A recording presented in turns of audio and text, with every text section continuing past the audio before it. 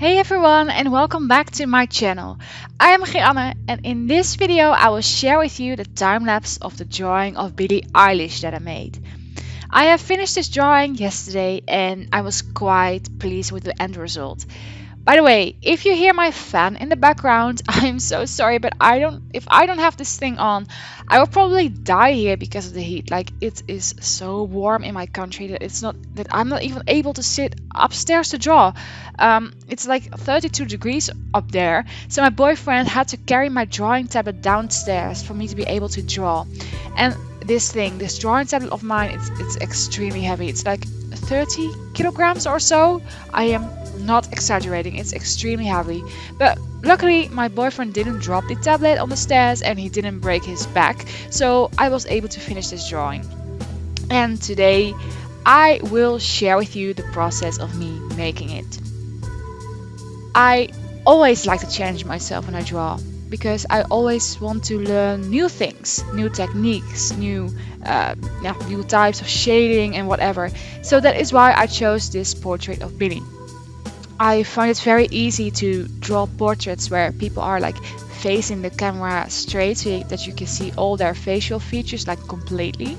And in this picture, she's not doing that. I mean, she's tilted her head a little bit and it makes proportioning the facial features a little bit more difficult.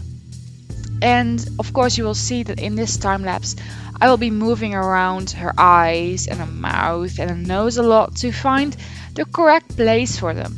And I'm so happy this is not a traditional drawing, because in a traditional drawing I would probably screw up the paper and have to start over millions of times.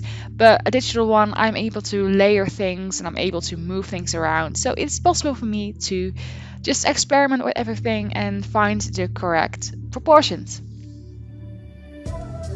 When I am starting a new drawing, I always begin with making a quick sketch. And then I will just draw the outlines of like the facial features and everything, and sometimes it just doesn't work, but then I will start with the background, and after that I will start with the eyes. And in my opinion, when the eyes of your drawing are not matching with the eyes of the actual person or the reference photo, it doesn't really matter how well you can draw or how good you are, but at the end result it won't look like them. And that was also the case with this drawing. So like at this moment you can see that it's not really Billie. I mean, it kind of looks like her, but not really. So at a certain point I had like been drawing for hours and I still didn't really look like her. But then I just thought I just thought about dropping her eyelids a little bit, because she kind of has those kind of eyes where her eyes aren't really open wide, and that did the trick. That was it. And after that it was very easy to just adjust the rest of the face to make it look like her even more. And that just shows how important it is that the eyes are matching. One technique that I have learned with this piece is how to draw her earring. I didn't really know how to do that, so what I do with everything when I don't really know how to do that, I create a new layer.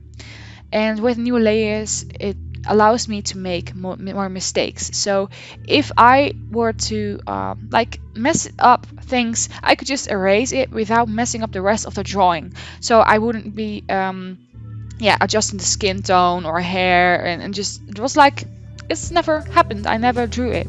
So I did mess up once and I had to start over with this earring because I realized that my technique was not it wasn't working. The earring, it had holes in it, and it is created by lots of straight lines of metal. And with the brown shade that I had done in the first attempt, it was too light and I wasn't able to make it look like the actual earring. But I removed the layer, I created it again, and the second attempt it worked out just fine, and it looked, well, not perfect, but it looked just fine. Drawing all of her necklaces, which were also pieces of metal like gold, it was also a thing that I found very challenging with this piece. So again, I created another layer and I was able to make mistakes without screwing up the rest of the drawing. And when I was drawing the jewelry, when you are drawing jewelry, you have to make it look shiny, and that can sometimes be very difficult. You have to look at the colors that you can see in one piece, and this time it was dark brown, light brown, yellow, and also very, very light yellow, like almost white.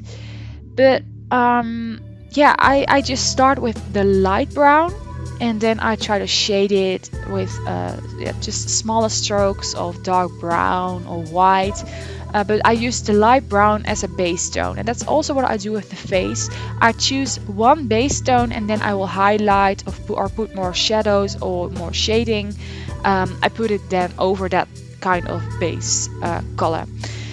So that is how I make things work, and in the future I'll definitely want to improve on this because I still am not happy with how my jewelry looks. It doesn't really look too shiny.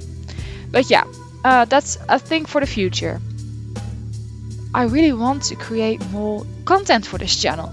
So if you have any suggestions on what or who you'd like to see me draw, then please leave it in the comments down below and I'll just take a look at that and probably will draw it. Also, if you follow me on Instagram, you might have read that I am thinking about doing some tutorials on how to draw details or hair or eyes.